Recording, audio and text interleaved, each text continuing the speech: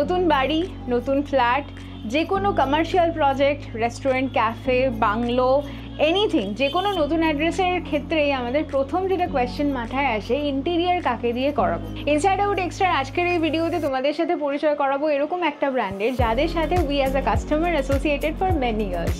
তোমাদের যে কোনো রেসিডেন্সিয়াল আর কমার্শিয়াল প্রজেক্টে ইন্টেরিয়ারের কাজের জন্য অন স্ক্রিনে দেওয়া এই নাম্বারে তোমরা কল করো and then we will guide you further. বাকি ডিজাইন বি স্টুডিওর সঙ্গে যে কোনো ইন্টেরিয়ার রিলেটেড কাজ করার আগে তোমরা কিন্তু ইনসাইড আউট ফ্যাম এই কুপন কোডটা ইউজ করো for best to best deal.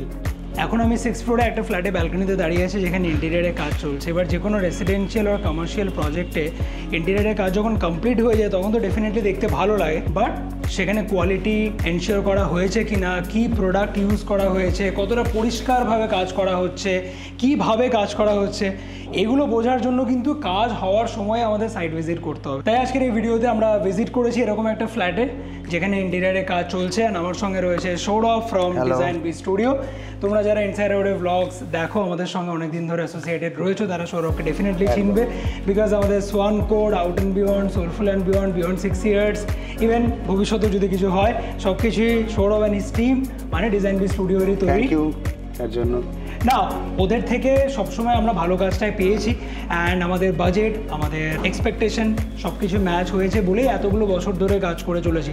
আজকে হয়তো আমাদের এই ভিডিওতে ওদেরকে আমরা রিপ্রেজেন্ট করছি, but we as a client ওদের সঙ্গে অ্যাসোসিয়েটেড রয়েছি ফর পাস্ট মেনি ইয়ার্স।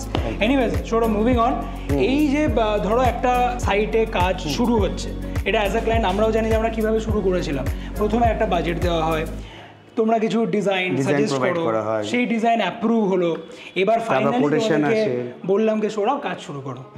ঠিক আছে, এই জায়গা থেকে যে কাজটা শুরু হচ্ছে, এরপরে অ্যাজ আ ক্লায়েন্ট আমাদের পক্ষে তো সবসময় সাইট ভিজিট করা পসিবল না, তো তোমরা সেটা কিভাবে ট্র্যাক করো? আমরা মেনলি এই জিনিসটাকে যেটা এনশিওর করছি, প্রপার ডিজাইনটা আগে ক্লায়েন্টকে প্রোভাইড করা হচ্ছে, দেন হচ্ছে আমরা কাজটা শুরু করছি। কতদিন লাগবে টাইম লাইনের বেসিসে সব কিছু করে রেডি করা হচ্ছে ফ্ল্যাটটাকে। ফ্ল্যাটে একজন সুপারভাইজার আর একজন ম্যানেজারের আন্ডার থেকে পুরো ফ্ল্যাটটা রয়েছে। ওইটাকে এনশিওর করার জন্য এক হচ্ছে ডেডলাইন, কোয়ালিটি, যেমন আমাদের আজকেই যেমন টাইলস ঢুকলো, ওখানে আমরা যেটা অর্ডার দিয়েছি সেটা এসছে কিনা, কাজারিয়া টাইলসই আমার লাগবে একদম, তো ওরই এসছে কিনা না অন্য কিছু এসে গেছে, ওটাকে চেক করা, এটাকে চেক করে সুপারভাইজার চেক করে। ওর কাছে একটা চালান আসে, চালানের সাথে এই যে প্রত্যেকটা প্রোডাক্টের নাম্বার থাকে ইন্ডিভিজুয়াল, ওই নাম্বারের সাথে ম্যাচ করিয়ে আমাদের কাছে কনফার্মেশন যায়, দেন আমরা ওকে বলি, দেন তারপর হচ্ছে কাজটাকে রেডি করা শুরু হয়। যেমন আমার মনে আছে আমাদের প্রত্যেকটা প্রজেক্টের ক্ষেত্রে আমাদের একটা হোয়াটসঅ্যাপ গ্রুপ তৈরি হয়েছিল, যেখানে ডেইলি বেসিস আমাদেরকে আপডেট শেয়ার করা হতো, ক্যামেরা লাগিয়ে দেয়, যেটা আমরা অলওয়েজ বলি যে আপনার যদি ইচ্ছা থাকে আপনার ক্যামেরা লাগিয়ে দিন। সবসময় আসা পসিবল না, তাই একটা ক্যামেরা প্রথমে লাগিয়ে দাও, সো দ্যাট পুরো জিনিসটা ট্রান্সপারেন্ট থাকে, কারো কোনো কোয়েশ্চেন না থাকে। না, একটা ইন্টারেস্টিং জিনিস, সেটা দেখে আমারও পুরোনো দিনের কথা মনে পড়ে গেল। আমাদের যখন সোয়ান কোডে কাজ হচ্ছিল, প্রত্যেকটা দেওয়ালে, রান্নাঘর, ওয়াশরুম, বেডরুম, সব দেওয়ালে তার ডিজাইনগুলো, অ্যাপ্রুভ ডিজাইনগুলো এরকম পেস্ট করা ছিল, যাতে করে যারা কাজ করে তাদেরও একটা রেফারেন্স থাকে, অ্যান্ড আমরাও যে ডিজাইনটা অ্যাপ্রুভ করেছি সেটা চোখের সামনে থাকে, কোনো ভুল হওয়ার, যাতে ভুল না হয়, কনফিউশন না ক্রিয়েট হয়। এই জিনিস কনফিউশন ক্রিয়েট হওয়া মানে প্রবলেম ক্রিয়েট হবে।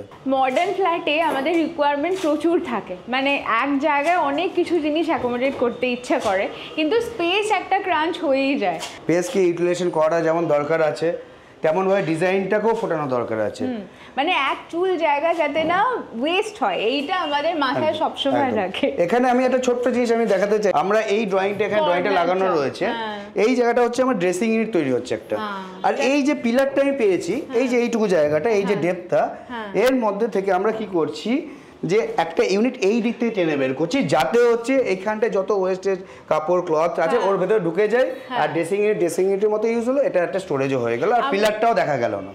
মেস তো হয়েই থাকে, আমরা ফ্ল্যাট সুন্দর ইনস্টাগ্রামেবল দেখাই, বাট একটা জায়গায় মেসটা জমতেই থাকে, বাট সেটা যেন কভার্ড এরিয়ার মধ্যে থাকে, সেটা খুব বেশি ইম্পর্টেন্ট। তো আমাদের যেরকম গ্যাসের সিলিন্ডার রাখার আলাদা একটা space, that is also covered, then টুকটাক যে ক্লিনিং এর যে জিনিসপত্রগুলো সেগুলো রাখার জন্য আলাদা একটা স্পেস। ছোট ছোট জিনিস যেমন হচ্ছে এই যে বিম আমাদের চোখের সামনে খুব বাজে লাগে দেখতে, তো এইটাকে ছোট্ট করে লাইনিং করে কভার করে ওর তলা থেকে আবার লাইটের প্রভিশন দেওয়া আছে, ঘরটা যাতে আরো বেটার লাগে দেখতে।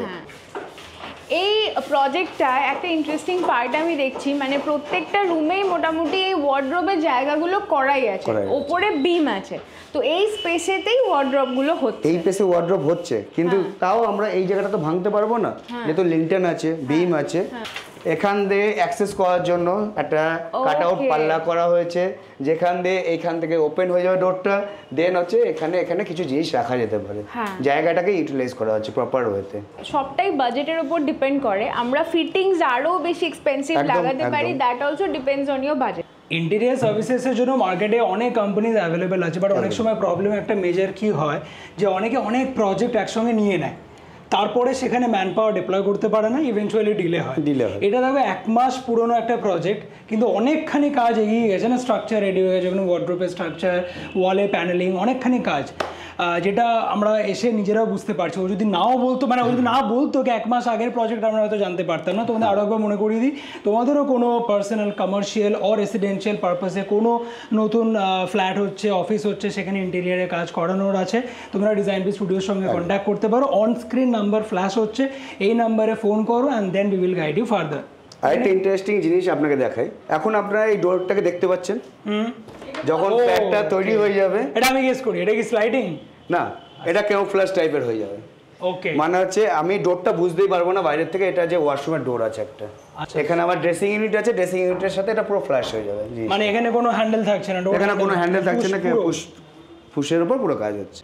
আর আমার মনে হয় ইন্টেরিয়ারের সাবজেক্টটা খুব বেশি ভাস্ট। উইথ টাইম মার্কেটে নতুন আইডিয়াস, ইনোভেশন, নতুন টেকনোলজি সব কিছু আসছে, মডার্নাইজেশন হতেই থাকছে দিনকে দিন। তো অ্যাজ আ ক্লায়েন্ট আমাদের পক্ষে ঠিক জানা সম্ভব নয় কি কোনটা লেটেস্ট, সেখানে ওদের দরকার আমাদের।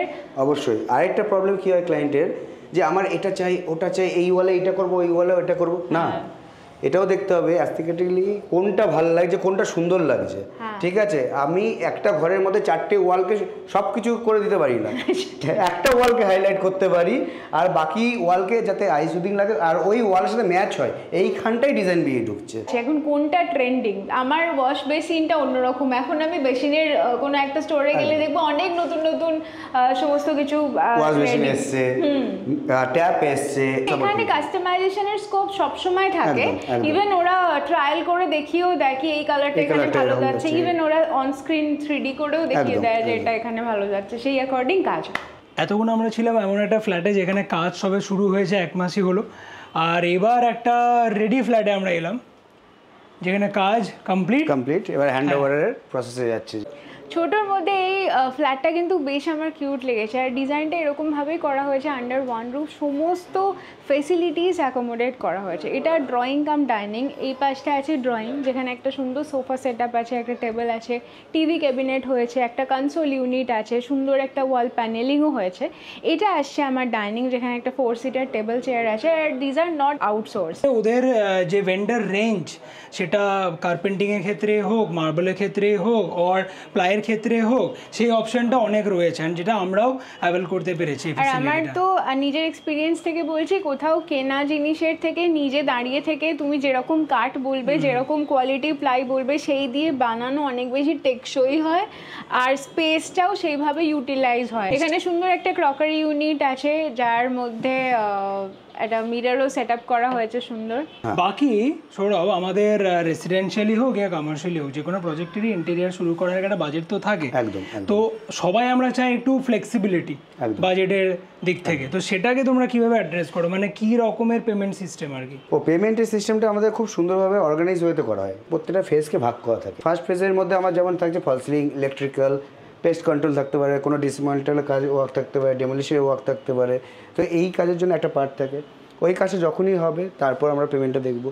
সেকেন্ড হচ্ছে যখন আমাদের প্লাই ঢুকছে, প্লাইয়ের কাজ শুরু হচ্ছে, শেষে সাইমেন্টাসলি যা যা কাজ আরো হবে, তো পার্ট বাই পার্ট, একদম পার্ট। যেরকম ও যেরকম বলো ডিসমেন্টলিং এর কাজ কমপ্লিট হলো, একটা পেমেন্ট গেল, জিনিসপত্র এলো, একটা পেমেন্ট গেল, কাজ কমপ্লিট হচ্ছে, এরকম ভাবে যেরকম এগোবে পার্ট পেমেন্টের সিস্টেমটা চলতে থাকবে। এবার হচ্ছে কোনো কারণে কোনো ডিলে হচ্ছে, পেমেন্টে ডিলে হচ্ছে বা কিছু হচ্ছে, সেই ক্ষেত্রে আমরা চেষ্টা করি অ্যাভয়েড করা, যে ডিলে মানে সাইটেও ডিলেটা হওয়ার 7-10 দিনের একটা বাফার টাইম থাকে। ওকে 7-10 দিনের একটা বাফার টাইম আমরা অলওয়েজ রাখি।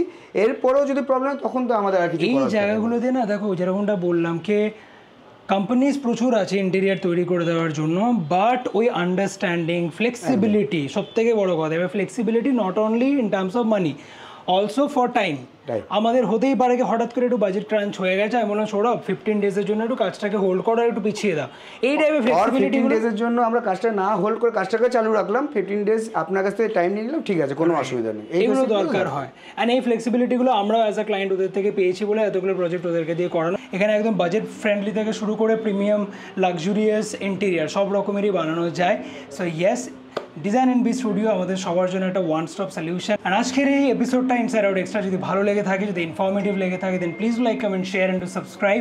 বাকি ডেসক্রিপশন অ্যান্ড ফার্স্ট কমেন্টে সমস্ত ডিটেলস দেওয়া থাকলো। And for further communication on screen নাম্বারে কল করো।